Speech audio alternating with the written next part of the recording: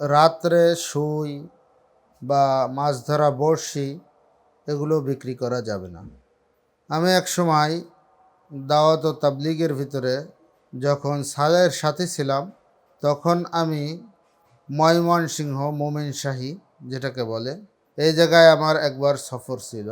তো আমাদের এক সাথীর পায়ে কাটা ফোটার কারণে আমরা সাধারণত সন্ধ্যার পরে অনেক সময় বাজারে যেতাম, এশার আগে আগে বাজারে যেতাম অনেক সময়।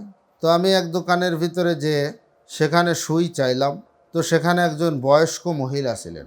উনি আমাকে খুব গরম হয়ে বললেন, হ্যাঁ হুজুর মানুষ, রাত্রে সুই কিনতে আসছেন, আপনি জানেন না রাত্রে সুই বিক্রি করা যায় না, সুই বিক্রি করলে দোকানের অমঙ্গল হয়।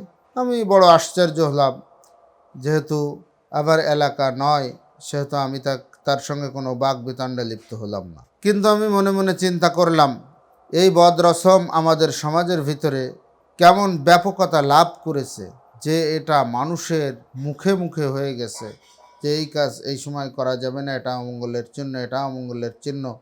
এরকম অনেক বদ রসম আছে। ইনশাল্লাহ ধারাবাহিকভাবে আলোচনা চলতে থাকবে, আমরা শুনতে থাকি এবং কথাগুলির উপরে আমল করতে থাকি। আল্লাহ পাক আমাদের সবাইকে তৌফিক দান করেন।